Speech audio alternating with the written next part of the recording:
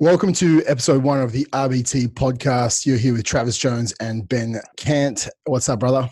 Hi, mate. Very good. Awesome. Today we'll be discussing actually the Christmas season. It is the Christmas season podcast. It is 2019 for anyone listening to it at a later date.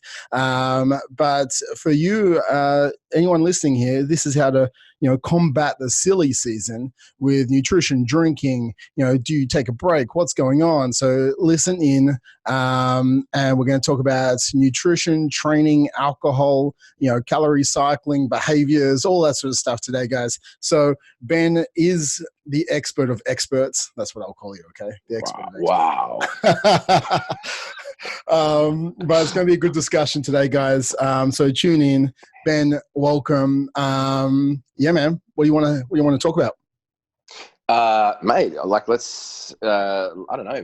We've sort of put it out there on our socials, and obviously we've, talked about it at the clubs a lot. So really it's that time of year where we all get asked the same things. And, I think a lot of our clients and members just want to know what is the low hanging fruit, okay, to sort of get through that holiday period without reverting to some of the habits and situations in which they pack on a lot of the pounds. Well, it's like looking at that old identity habits, right? Because some people might have changed or started to change their identity, their health and fitness identity in 2019 or even in 2018.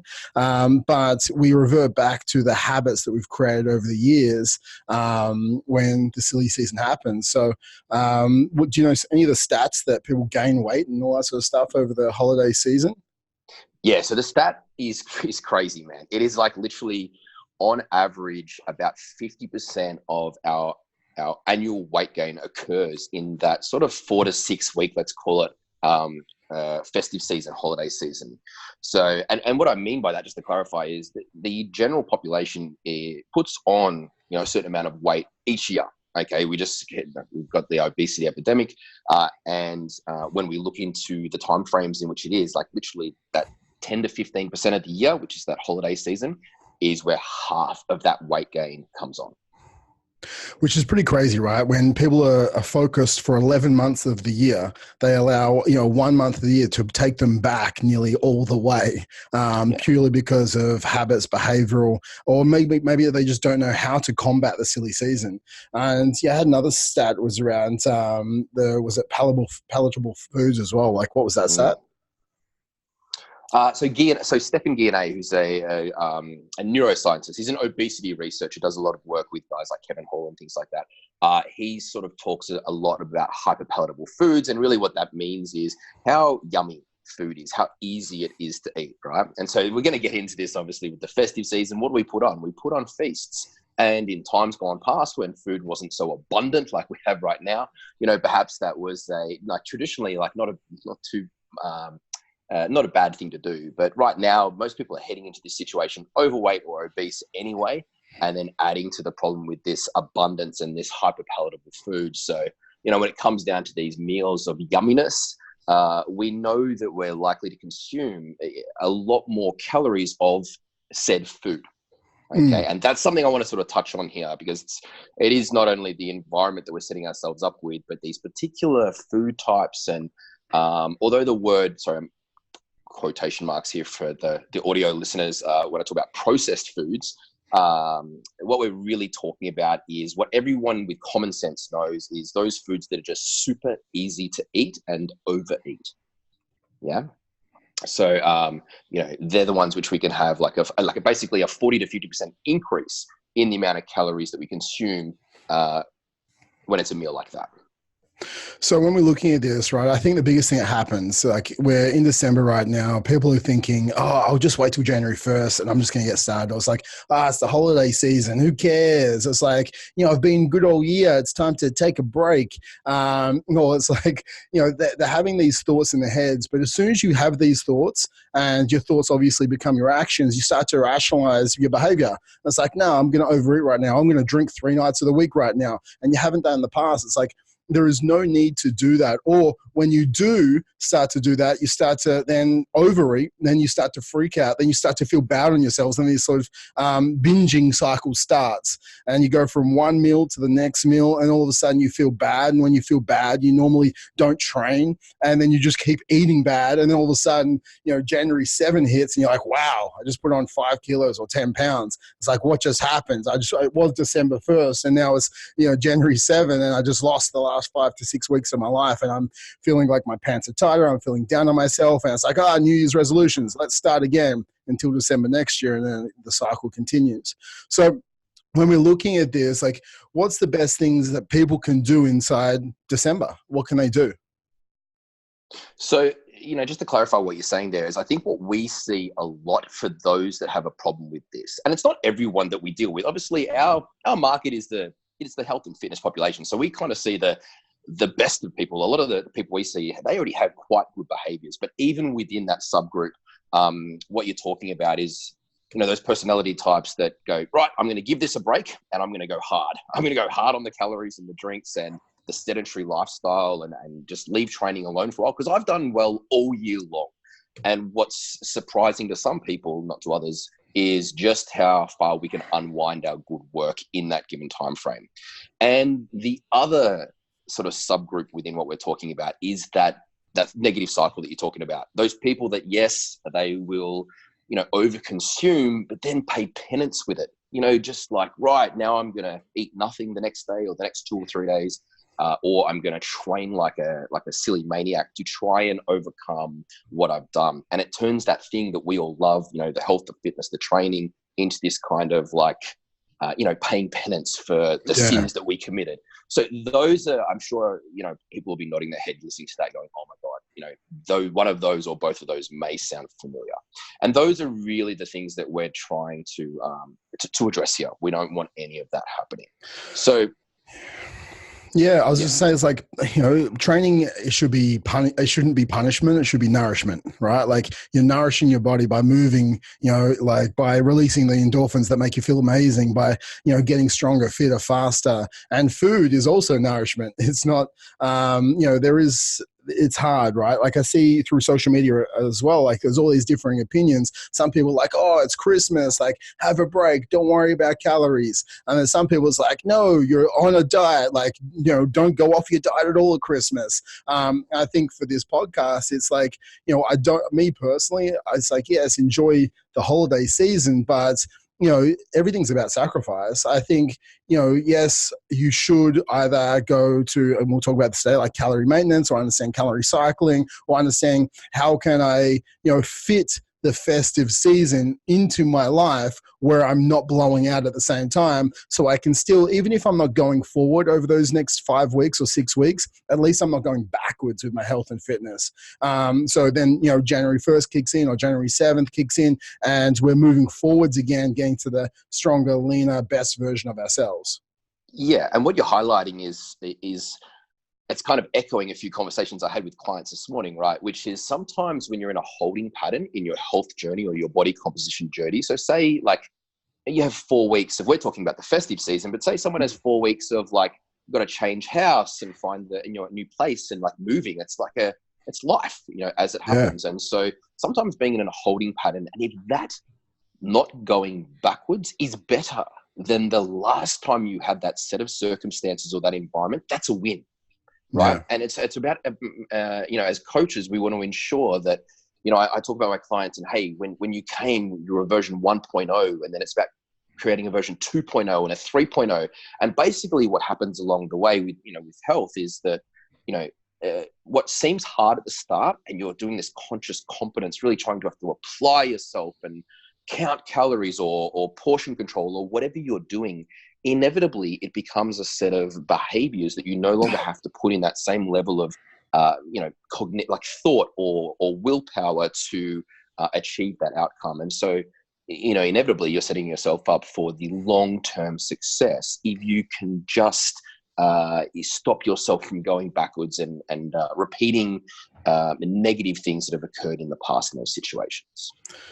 And how do you think you do that? Is it like having rules in place, like so you can have conscious rules for the month of December? Like, I sort of proposed up the other day and I was like, okay, the month of December is, say you're having 4 meals a day, for example, and December is 31 days. So it's 124 meals. You might have, 3 Christmas parties. You might have a Boxing Day, a New Year's Eve. You might have a couple of Christmas lunches. So it's like out of that 124 meals, there might be 10 to 12 of them that might not go to plan. So that's like 8% of your month might not go to plan. That means you have 92% that can still go to plan. So if you're consciously aware of that, it's like, okay, what are the days? And I'm going to pinpoint those days out. So one of my clients, like I look after a couple of online clients still randomly. And one of my clients had his Christmas party like last Thursday night for one of his laneway parties. So what we did is we altered his calories earlier in the week. We gave him an alcohol budget to stick within, like a certain amount of drinks. And we still had his training on point, but also he checked in with me on Friday to see how he was feeling. So he didn't blow out Friday, Saturday, Sunday as well.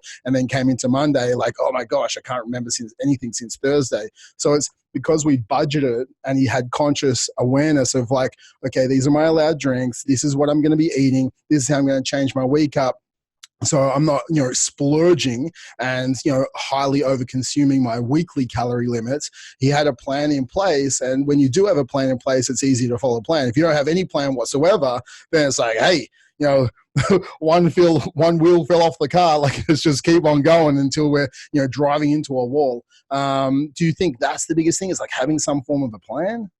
Absolutely. And I think like what you're touching on is something that if I could just have everyone appreciate this, this concept is that you're allowed to have your own plan, and don't judge your plan versus someone else's plan.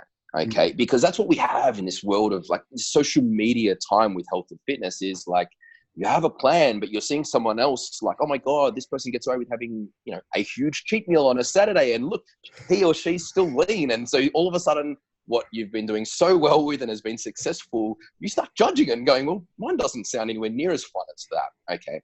And, I talk about this a lot in terms of some people do very well with the boundaries that you're saying. So really, and that's why I've talked about this in previous, podcasts and things about like nutrition tribes. The enticing nature of joining a nutrition tribe is that what you're forming is a group with a culture and a community with a set of boundaries where everyone's positively reinforcing it, and you have confidence.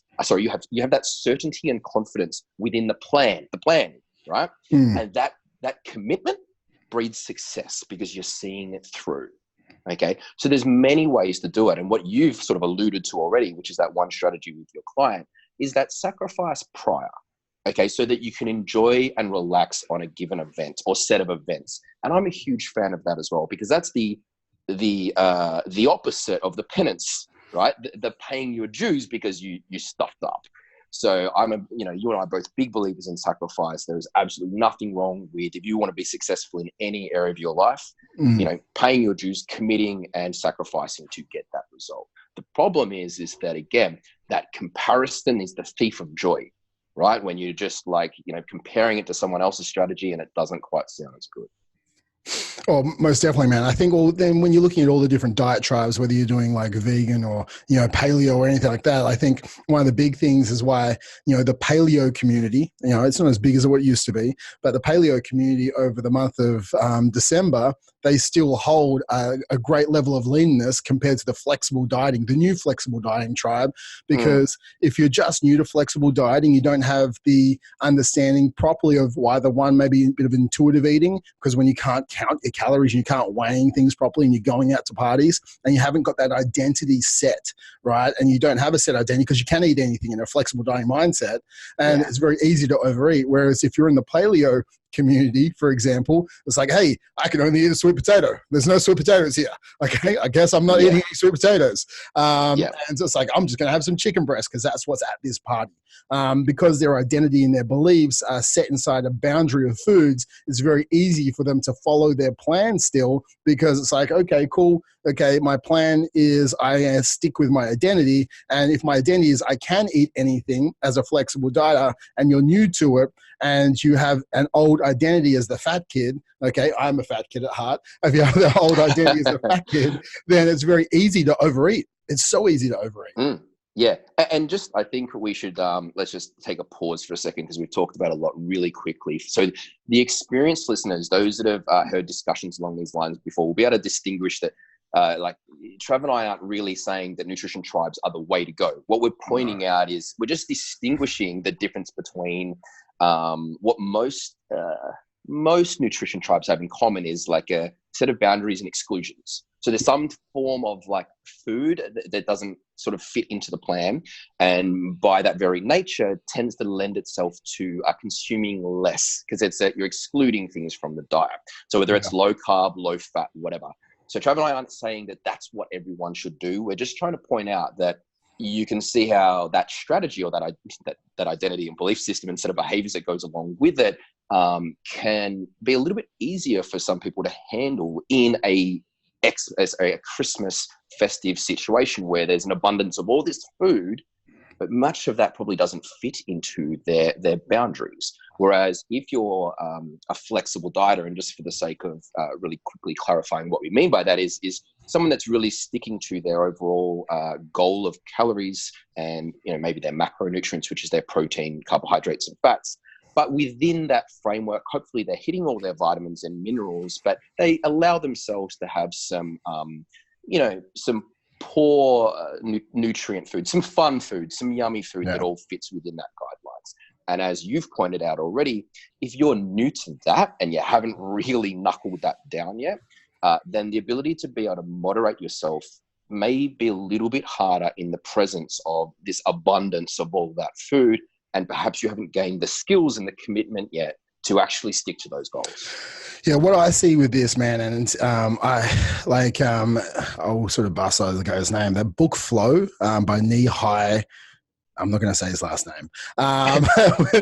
With this, he puts the book in flow, and this is how I see it, right? Like, if you're new to flexible dieting and you have to understand your proteins, your fats, your carbs, and like how much things weigh and all the rest of it. If you're new to it, there's two states. There's flow state, and then there's if you're out of flow and the challenge is too high for your current skill set, it pushes you into anxiety, right? So when you're in anxiety, you go into like either procrastination or you're like, screw this is too hard. And then you just start overeating, right? Yeah. Or if you go into the opposite side and say you're like the chicken and broccoli tribe, right? And then like that leads you into boredom, okay? Because it's like it goes anxiety, boredom, or flow. And if you just like, oh, I can't do this anymore, like everyone else is having fun and I'm having no fun whatsoever, you're like, screw it. And I'm just going to start eating all the food again. Like you have to understand, yes, Christmas is Christmas and, parties are parties. But if you are going to a family event, if you are even some people like obviously traveling and they're going to go stay with their family maybe for like 4 or 5 days over the Christmas season, like you aren't weighing your foods. A lot of people aren't weighing their foods. And you're rocking up to an event. It's like, okay, cool. I might not know what everything weighs, but then I can shift in maybe a portion control. It's like, okay, cool. Christmas lunch, I'm going to have 3 portions of protein. So, if we're looking at like the whole precision nutrition, like 3 pounds of protein. I'm going to make sure I have like 3/5 or 4/5 of veg because I know that cruciferous veg is going to fill me up, and then I can go into like a complex carb. Like I can have some potatoes. I'm going to have 1/5 of that, and then I'm going to allow myself have a piece of cake, like 1 piece of cake. Maybe that's what you're doing, but you're going into it with a set of guidelines you've imposed upon yourself, knowing, okay, this is what I'm going to do, because if not, Christmas lunch comes around and you're like, oh, everything looks amazing, and you just eat everything and you have like 7 plates of it. And then what, like for yourself, can you explain, like if we start to eat, we're talking about the palatable foods before, it's like you start to overeat, but if you're eating all this sugary food, why do people eat so much more food like 3 hours later? Yeah, look, I mean, it's got to do a little bit, but we could just talk about the satiety that we get from different foods as somewhere to start this conversation. And basically what we mean by that, everyone knows if you sat down and had,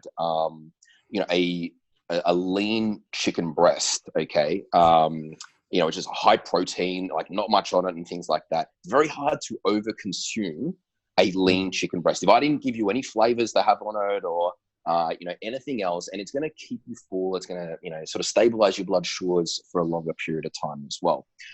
There's certain foods that, until you start adding things to that, it's not it's not highly palatable. Okay. And even white potatoes have one of the highest palatability ratings of all. And that's a carbohydrate, right? But here's the deal. Everyone's thinking, oh my God, potatoes, are you kidding? I've eaten like heaps of potatoes. Sure you have. Sure you have. But you added salt. Okay. Yeah. You cooked them in oil. You consumed them with some cheese on top or something. Okay. Yeah. And that's how you overconsumed them. So, just generally speaking, and we always are saying these sort of boundaries with clients when it's talking about macronutrient setup is we like high protein diets, not just for the sake of helping your muscles repair from your training, but also because they keep you satiated. They sort of regulate your blood sugar. They're the building blocks of things like our brain chemicals. So it's very important with that protein intake. Fiber also, helps us with that level of satiety as well. So it expands, it gives us that sense of fullness. And again, so if you consume and prioritize consumption of these things at the behest of this, liquid sugar type, really easy to consume things, then at least you stand a chance of not going and consuming a lot of calories after you've already done that. Okay. Yeah, I think croissants is the least satiated food in the world. So if you're going to go have a croissant, you're going to be hungry in like 15 minutes. Exactly.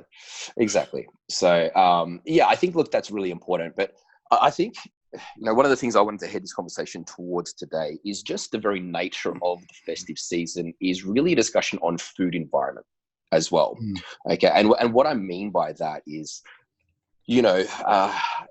I've often recommended people kind of like read a book or watch a presentation on food environment and actually seeing the natural types of foods that we crave as human beings. Okay, because people are very willing to beat themselves up and blame sugar or blame fat or whatever it is, or think about maybe I have a food addiction or an eating disorder and all these kind of things. And whereas oftentimes what I usually like to bring the conversation back to is just like, look, we innately crave like starch, sugar, salt, fat, umami.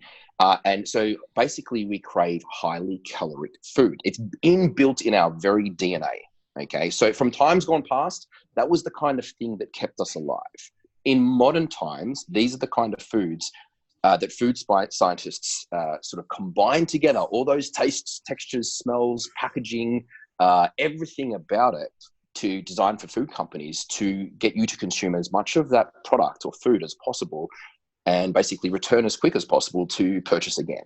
Okay. So that's a concept that I think once people understand that, the value of going, well, maybe I shouldn't put myself in certain environments, or, I should be wary about my own kitchen and pantry and fridge. You know what I mean? Those are the food environments that most people are in all the time. And I think one thing that probably every diet book actually agreed upon and probably got right is somewhere in the first chapter, they usually put something simple like go to the fridge and anything you have a really big problem with, throw it in the bin. Yeah. And I'm like, what that's doing is it's eliminating something that's a very easy reach. So there's no effort barrier there for you to stop yourself and go, you know what, it's not worth it. You don't have to go out and dig that up out of the ground. You don't even have to take a 10-kilometer drive to the closest wherever to go pick it up. It's, if you've got ice cream sitting in the freezer, that's a very low effort barrier for a very highly caloric, hyperpalatable food type that satisfies all of those human innate cravings that we have.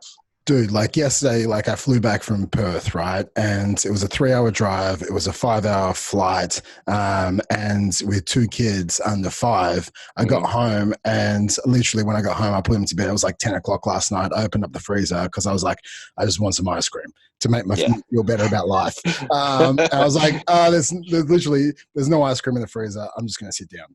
And it's just environment. Like that is pure environment, right? Like we do still reach for foods in general as a comfort to make ourselves feel better. But in saying that, like we can shift our environment or shift our control around our environment. Like when we look at this, your whole environment changes, especially that last week of Christmas where a lot of people have that week off. So normally there's structure and routine around that. And now there's no structure and routine around someone's life.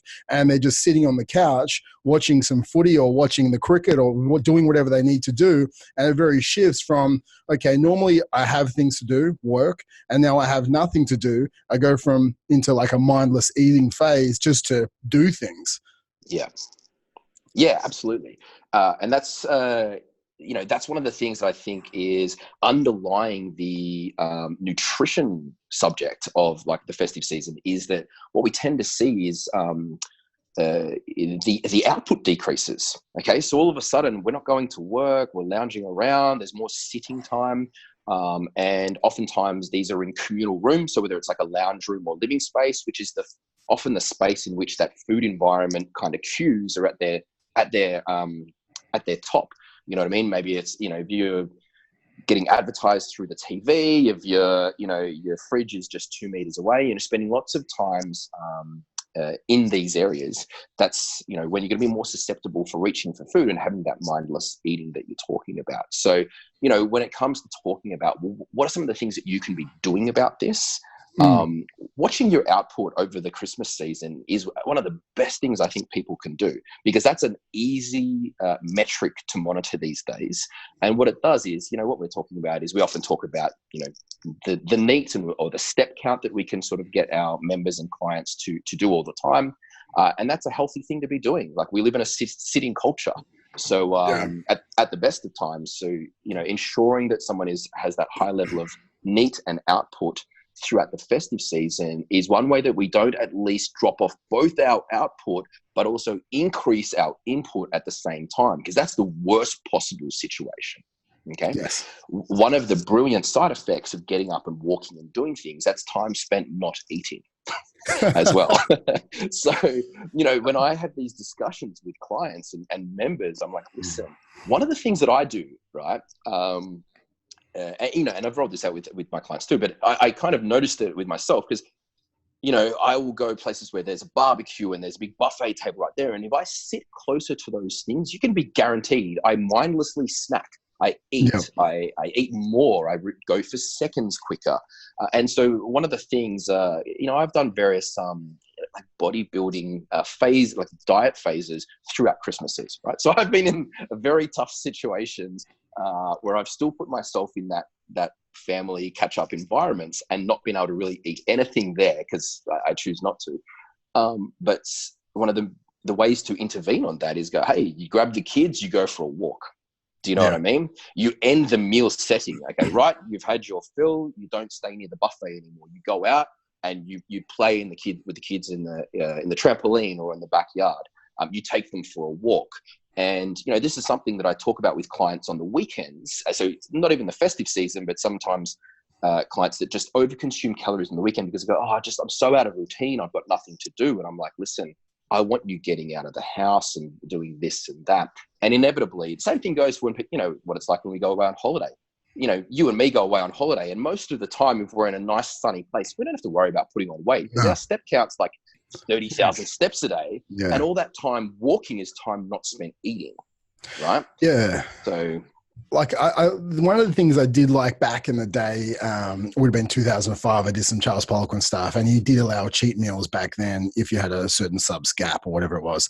And like it was like you have a 45-minute window, and when your bum leaves the seat, that's when the cheat meal is over.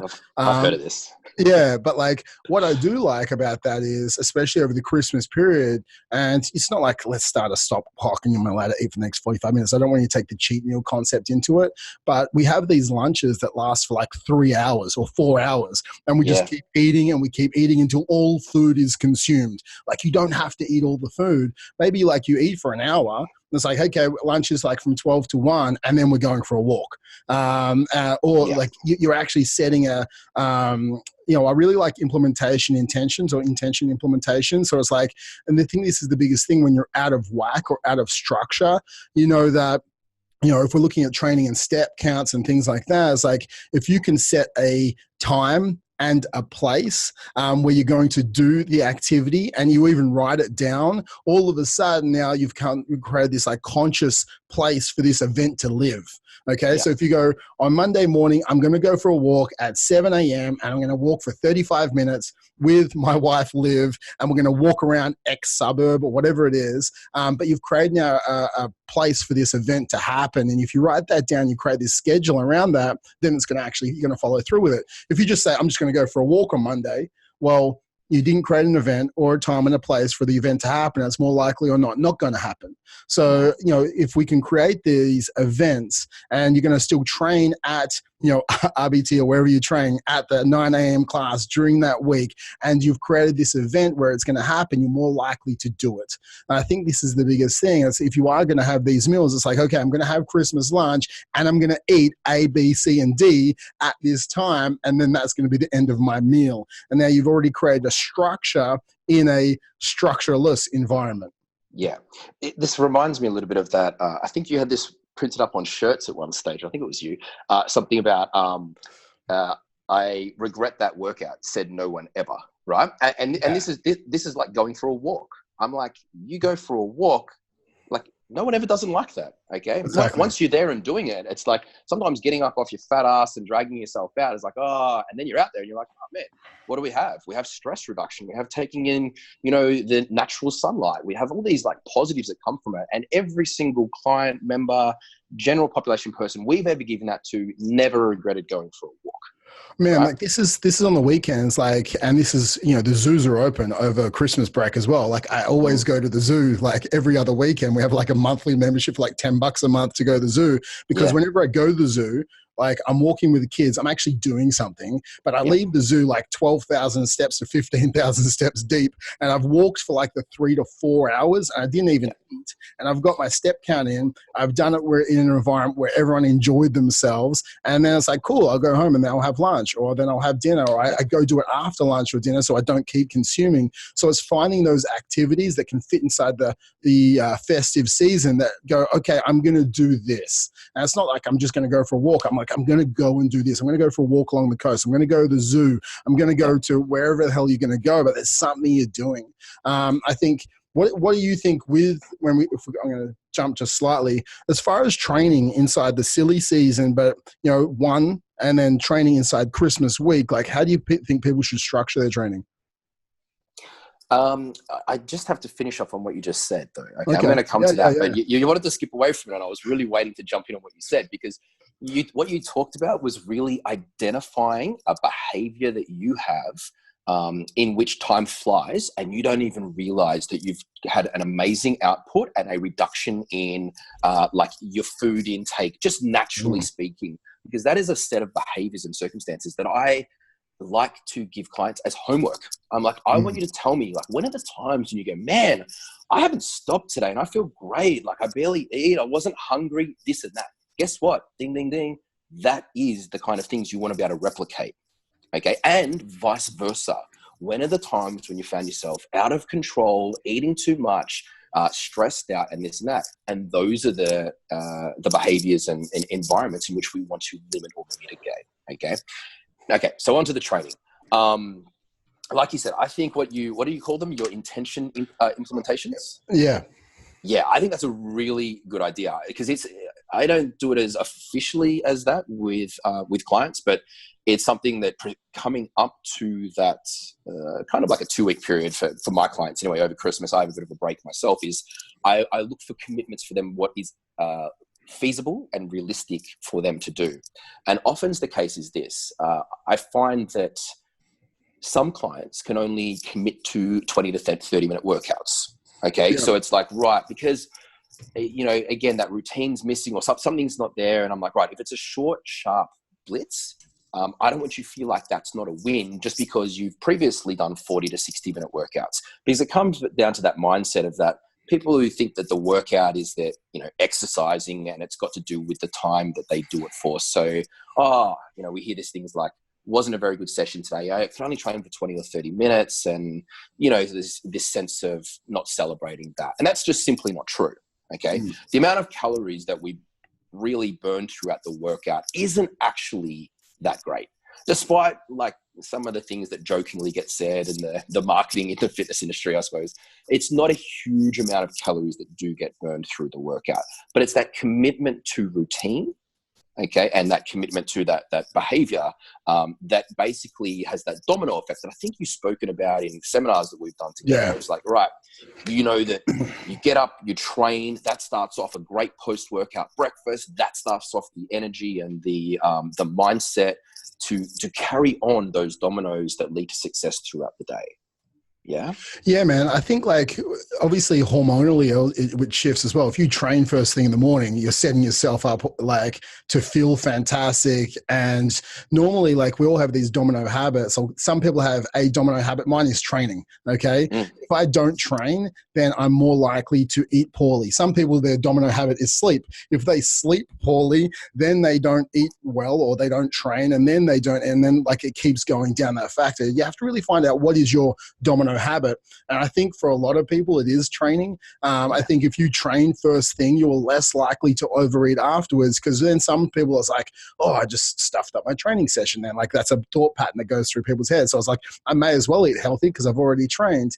Now, for a lot of us, if you know you're going to train at 6 a.m., the next morning, then we go to bed at the right time. So we do wake up and we do train, which then it's a domino effect. And these domino days then create streaks. That's like the domino follows over the next domino and the next domino. And all of a sudden we've got a body transformation. So if you can understand what is the domino that I need to put in place in the mornings or first thing that sets me up for success for Christmas week or the Christmas month. And then if you go, okay, my goal, like I have my board up here. I'm very like a task orientated person and I have everything I need to do in the month of December. And I just like every morning put a stroke next to it. And it's like, cool, I need to do like 20 workouts in the month of December, me personally. So every time I do a workout, I go through our program, I just put a stroke next to it. And I'm a very achievement focused person. And if I had 12 up there, I would do 12. If I have 20, I'll do 20. I just hit the number that I have. I'm not going to put up 50 on the board because it's impossible for me to hit 50. And then for my lifestyle currently.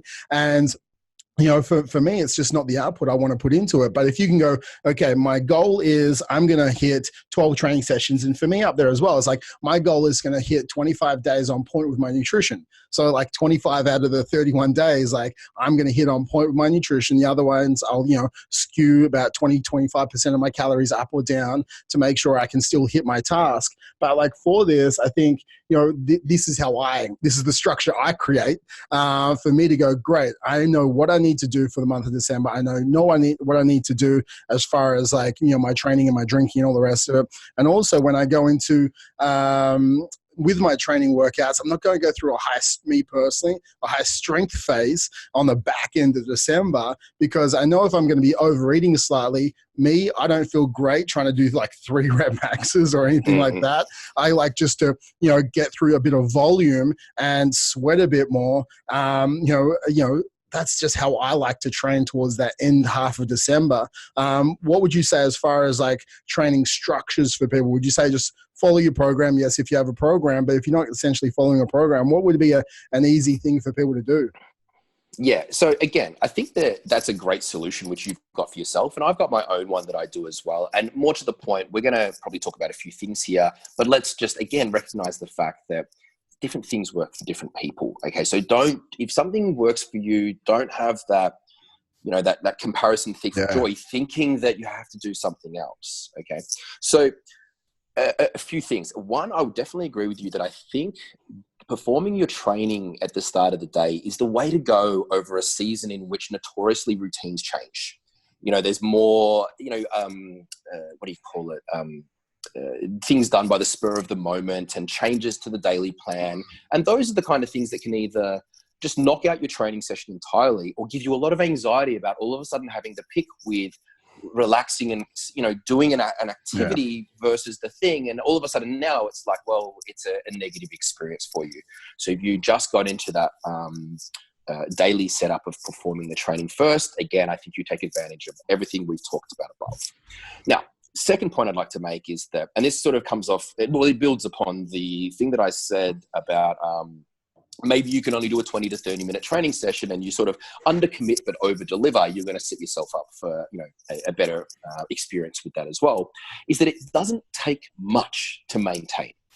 People think that stop lift, you back off the weights by 30 or 40%, or you back off the volume by 30, 40%, and you're going to go all the way backwards in terms of your strength or body composition. And that's simply not true. We look at the data here, it's actually, it takes very, very small amount actually to maintain. Okay. But building on what you're saying, I agree that we know with strength training, so when we're really focusing on maybe lower reps and higher load, just to simplify the discussion, it generally takes a little bit longer time. Okay, you're gonna have longer rest periods. You could take a bit longer to get ready. Well, if you're old blokes like us, we can't just get in there and get under the bar and do what we're gonna do.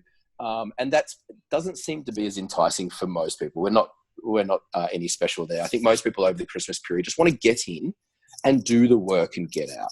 So, when I'm writing up, like whether it's a bridging program or a training program, that sort of bridges that period, I'm often pairing sets up, or, pairing body parts, or it's a push-pull or whatever it is, with probably lowering the rest periods out, maybe compared to usual. And it's sheerly because it's usually not a period for most people in which the training is the highest value thing. Okay. But what we don't want is just to go backwards. So again, if we can do, 2 to 3 exercises in a little sort of a circuit fashion, if you're someone who likes to do that along the conditioning lines, that's your preference. There's probably going to be minimal rest in there, and you're getting the big sweat up and really getting the enjoyment out of that exercise that way. If you're more like me and don't really want to be going out of breath and I'm not very conditioned, but I don't enjoy sitting around for 3 to 4 minutes in between sets either. So I'm just going to lift moderately heavy with moderate rest periods. Okay. Yep. And then I'm going to carry myself through with, generally speaking, a 1 to 2 sessions lower than maybe what I would normally do. Okay. Over the course of the week. But it's kind of like, if I'm training 70% of heavy, as heavy as normal, for 70% of my normal session in terms of the volume that I get done, and for 70% of the amount of sessions that I might do over the course of the week, bearing in mind that I probably do quite a few sessions. But that's a set of boundaries, which I think everyone can kind of go, right, I understand. Okay, cool. And I can think of an idea for myself. Yeah, it's like, if I normally train 5 times a week, like I can train 3 times a week and make sure I'm still keeping my step count up. Like, you see what a lot of people is like, all of a sudden they'll drop down through the Christmas week, especially, or even the Christmas season. They'll go down from 7,000 or maybe 10,000 steps a day down to a 4,000 or 3,000 steps a day. And all of a sudden their output changes so much. So it's, making sure we are tracking our steps, we are tracking our output, we are still getting, that minimum threshold of training in, so it carries us through. We can maintain, and then we can step it up again in January when life comes back to our structure and our norm. Yeah, absolutely. And this, what you sort of said before about eating windows or meal times, and I think we were just referencing the Poliquin thing, actually, just reminded me. But an important thing that I think people can carry through here is be very wary of the snacking, okay, that occurs throughout this constant, because the food's on constant display in a lot of these situations, or it's an extended 3, 4, 5 hour lunch or whatever the situation is. So this is one area in which people drastically underestimate how much they consume, is just the little untracked snacks that occur in between your main meals. And this is what's going to set some up for frustration, because they're going to feel like they put in all the effort by maybe choosing the right foods and sticking to the portions that you talked about, like if they use John Barati's precision nutrition plate setup, right? And man, I put in all the effort on that. I did what Trav and Ben said just about the training, but in between there was just these handfuls of this and that went in. That very easily takes you above and beyond your goals in terms of your caloric intake, and you're not going to appreciate it in any way. It's very easy to overeat cheese. Yeah. like literally, like, you know, when you're sitting there and you're going to a Christmas party, or obviously during a lot of offices, they go, oh, bringing in brownies and snacks and all the rest of it. Like, these foods are constantly displayed, as Ben said, throughout the month of December, especially over that week of Christmas. It's just all in the house. So again, it's like you don't need to go and snack every 5 minutes. You don't need to eat the whole wheel of brie just because it's sitting there. Like, you don't have to go and have like 7 servings of cheese at the Christmas party night. I think it's really understanding, like, you know, the constant snacking is something that will hold you back. If someone is, you know, has the Christmas parties, you know, is the liquid calories is obviously one of the biggest things I have to look out for then. Yeah. And again, like this, so not just liquid calories, but let's like bring in the alcohol here, because we did say we were going to mention that, and we haven't as of yet. So yeah, the high calorie liquids, let's say, they're something that's very easy to kind of slip in and not realize, and you know, have it take away from whatever your allotments were, and make the task more difficult. Okay, they don't have the level of satiety that you're going to get from whole foods at all. So they're going to make sticking to whatever plan you have a worse experience for you. Mm-hmm. Okay.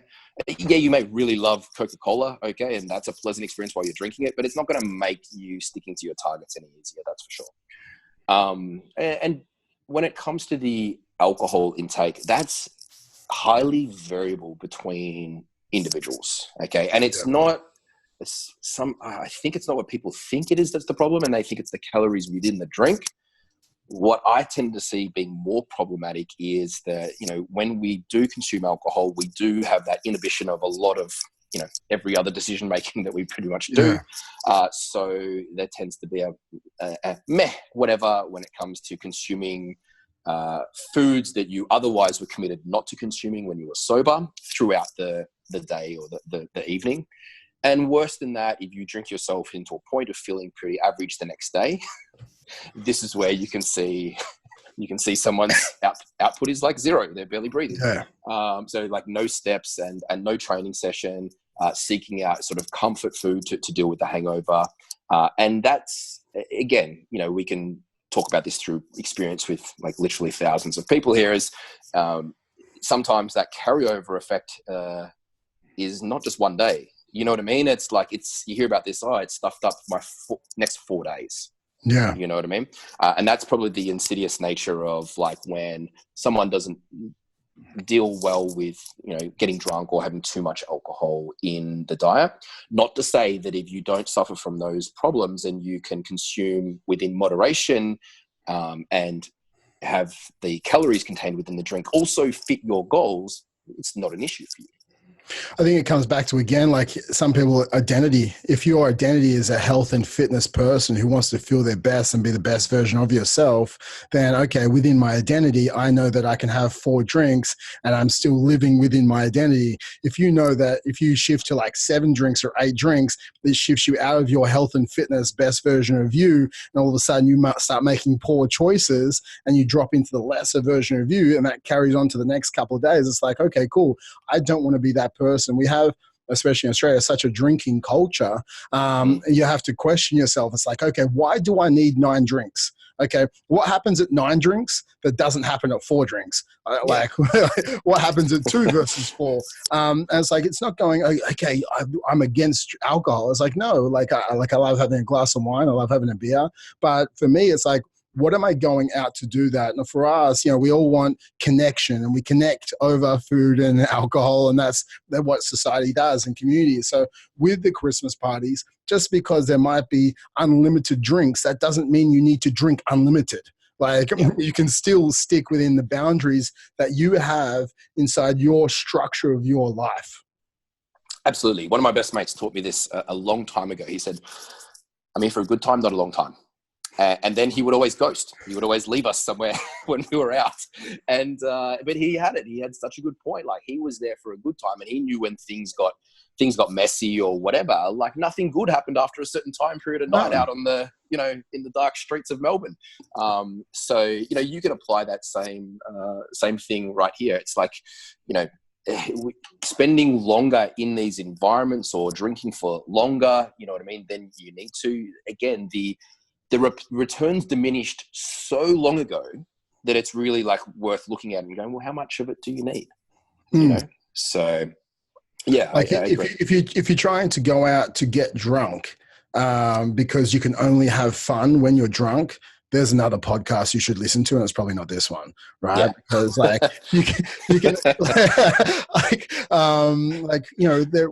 can definitely have fun without having excess consumption of alcohol. And it's like, then again, it's an environmental thing, and again, it's an identity thing. So for all of us here, it's like, I think going into things, and again, having the understanding of like, how much am I going to drink? It's like, maybe you don't have a carton of beer. It's like, okay, I'm going to have, 5 beers or 6 beers. And it's like, the average beer was like a low carb beer, like 100 calories or 120 calories. Like, cool. It's like 500-600 calories. It's like fantastic.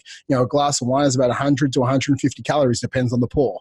So it's like, okay, great. Like, okay, that's another 500 or 600 calories. You've only like, 4 to 5 glasses of wine. If you are going to have like, a pina colada, it's like 250 calories. It's like, okay, that means if you're going to have 5 or 6 of them, one, you'll probably waste it sitting on the floor, but it's like 1,500 calories. So you're drinking 3 times the amount of calories.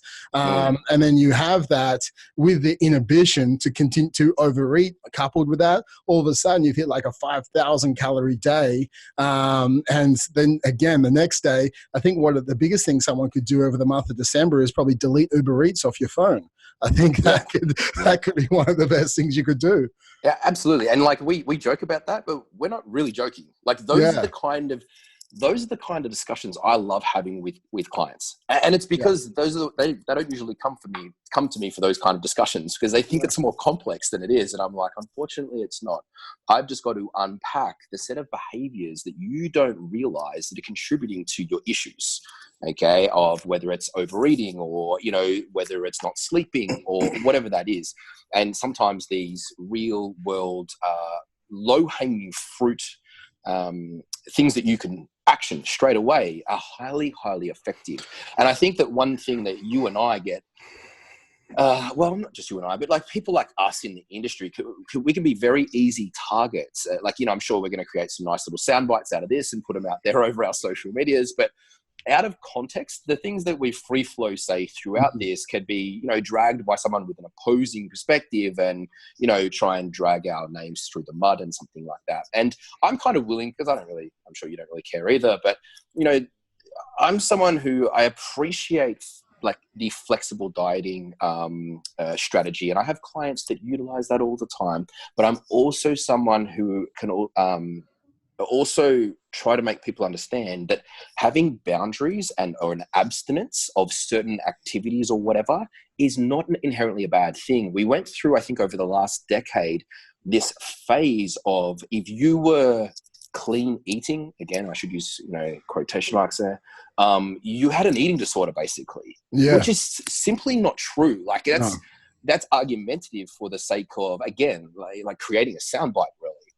Because some people moderate very well. In other words, they can open a packet of Tim Tams, which I think has 11 Tim Tams, and they can have 2 of those to finish off their 2,000 calories for the day, and they have a sense of comfort, a sense of success, a outcome of success that's associated with a very positive experience for them throughout this journey.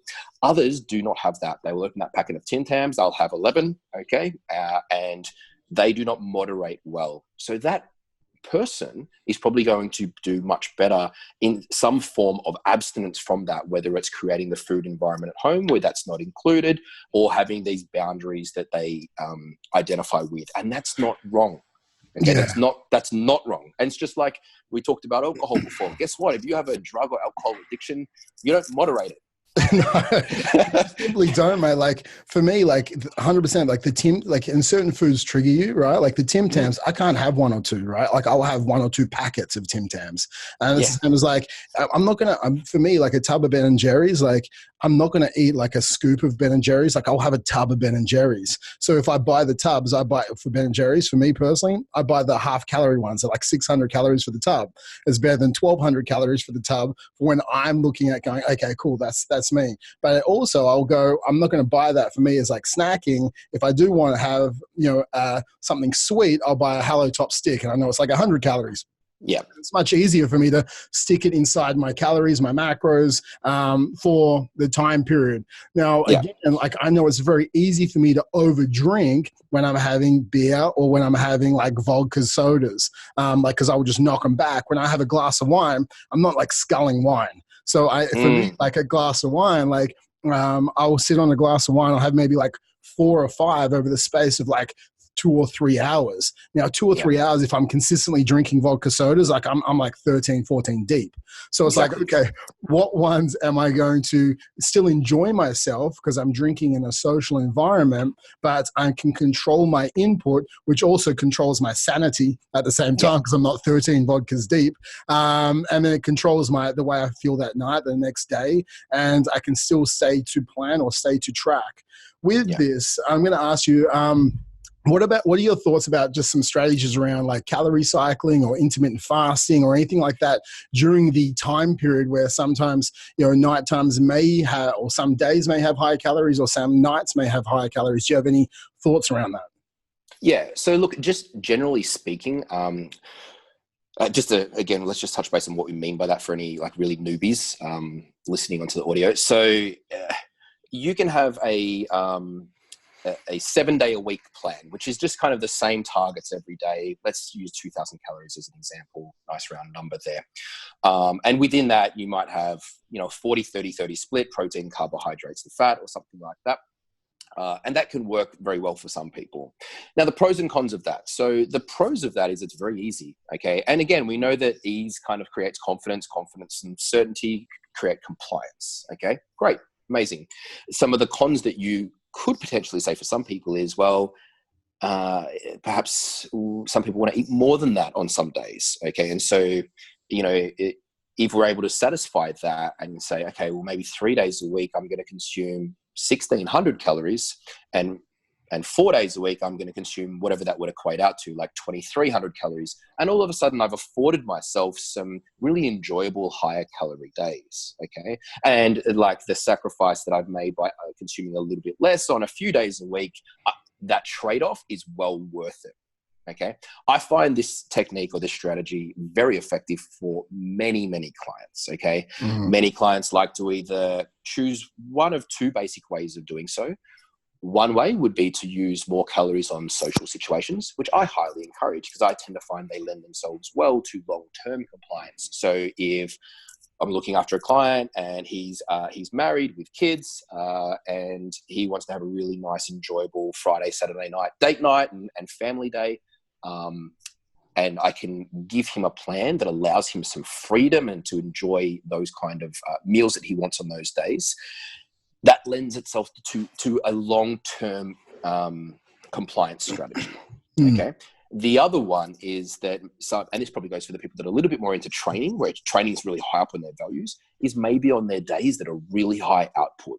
Okay. Like, lots of squats or deadlifts or whatever it is, or if you're an endurance athlete, that's where you're getting a lot of the kilometers in on those days. That's when you consume more food. Okay. Because again, you're fueling the beast, you're recovering really well. You're giving yourself all those nutrients then. So that's two ways in which we could do that.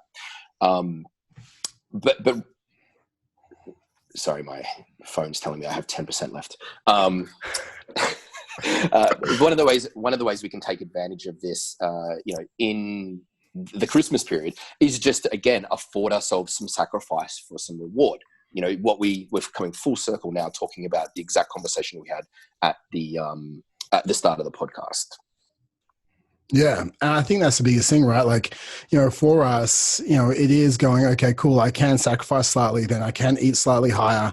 And I'm not feeling like I'm restrictive through my holiday season because when we're looking at the whole restrict binge scenario, that's when it comes apart, right? It's like that's when certain dieting techniques or when you're not truly an identity in the low carbers or whatever the hell you are.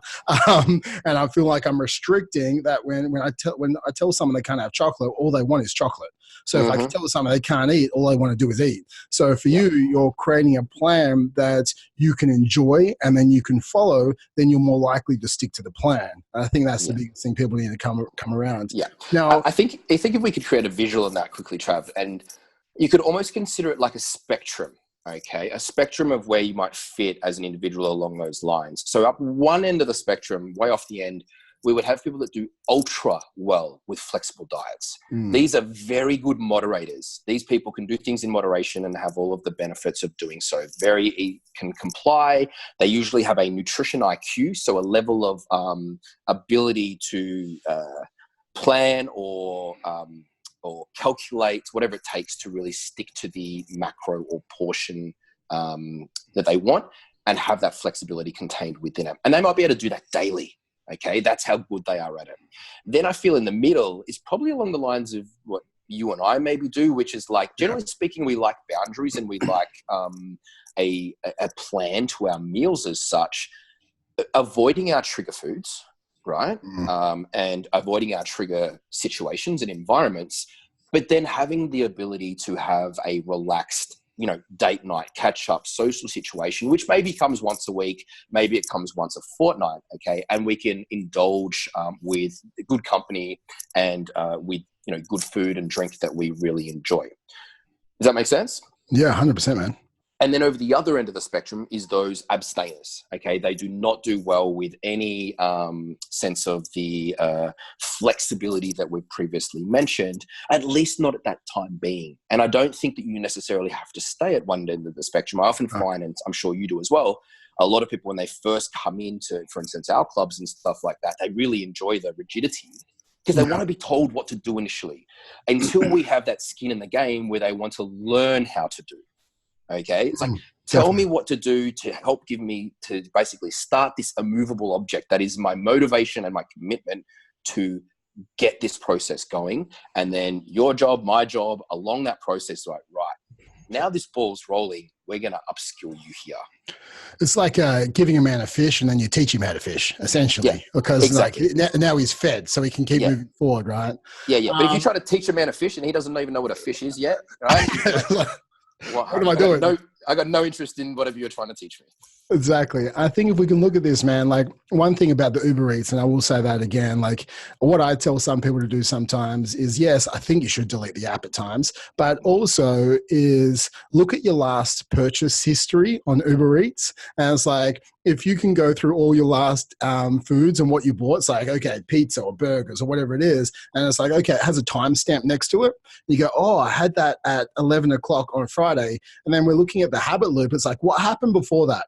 What triggered me to order that food, and how can I remove that trigger so I don't go through that routine again? Because so clearly this routine is not keeping me on track to my goals.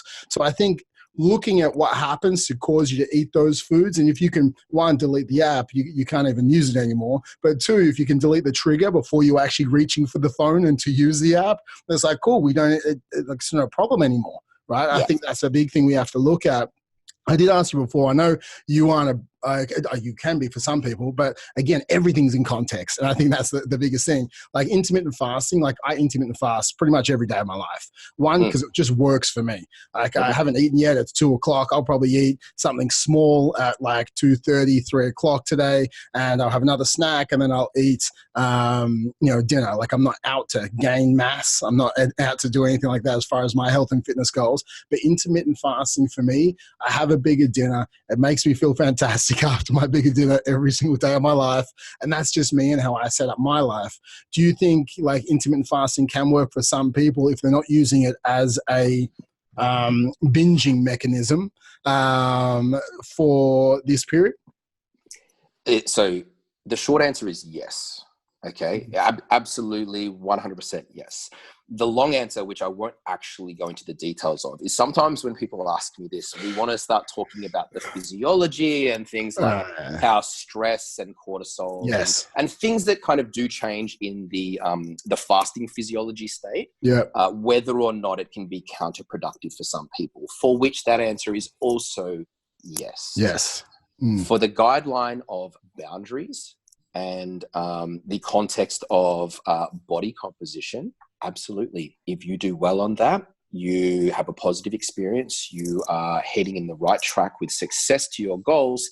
And furthermore, it doesn't make you vulnerable to some of the things that are going to push you backwards. Like, hey, let's say the intention was the intermittent fast and and then eat within your guidelines, and you just blew it out because you were ultra hungry, ultra craving, and ultra stressed. Yeah. That's just sensibility, okay, in terms of whether or not it does work for you or it doesn't. Yeah, definitely.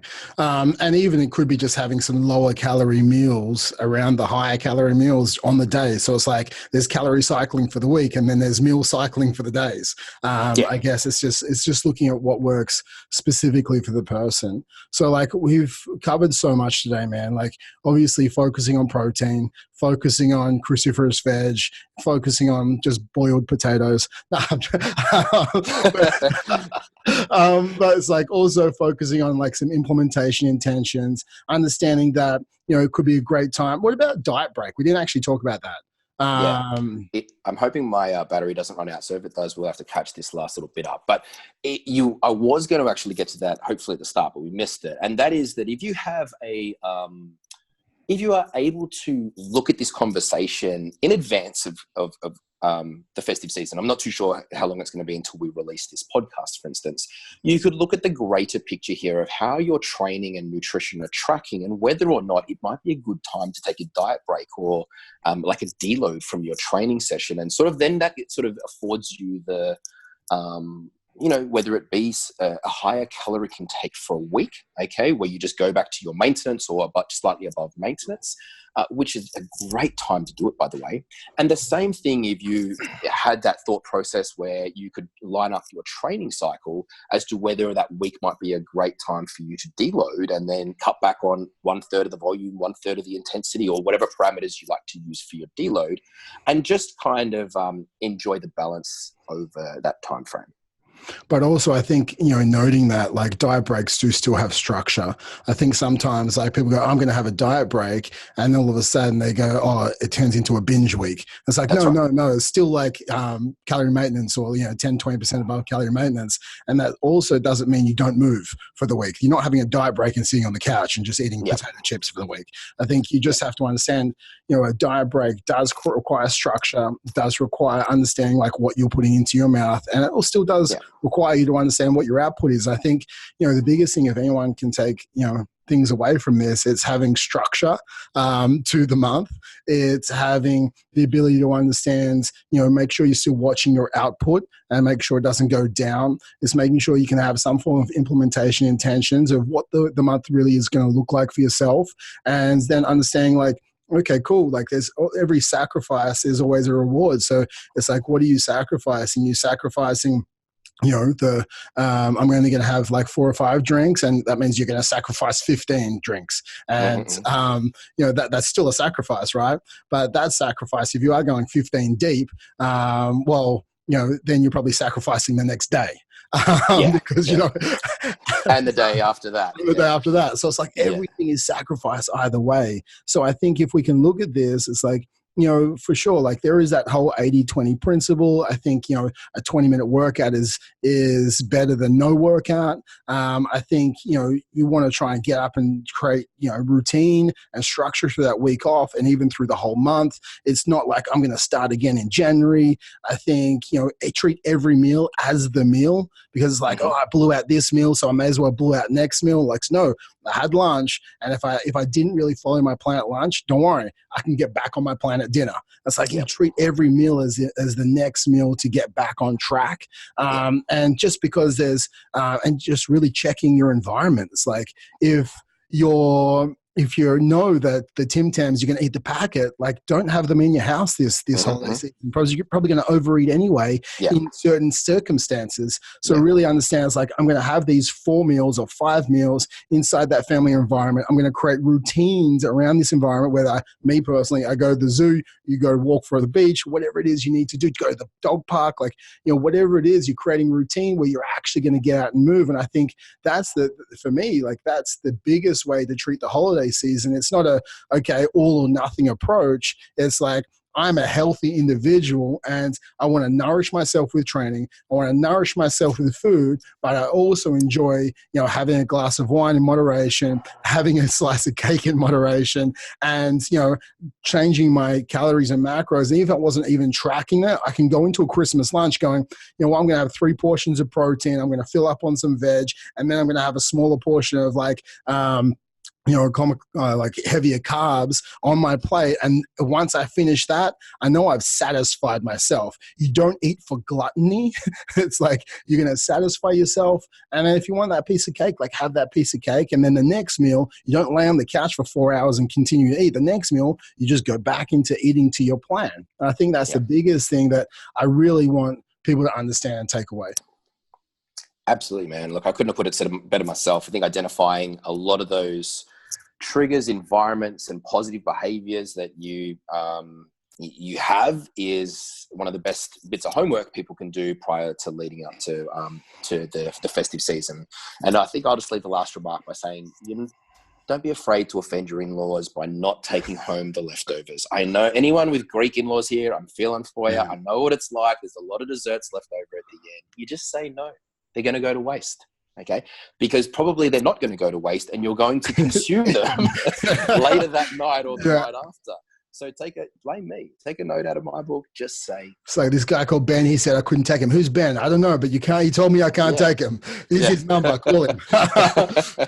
But with this, guys, like it's so true, right? So check your environment. That is episode 1 of the RBT podcast with Travis Jones and Ben Cant. This is talking about the silly season. Thank you so much, guys. Ben, thank you so much, mate. Thanks, man. Okay, see you guys.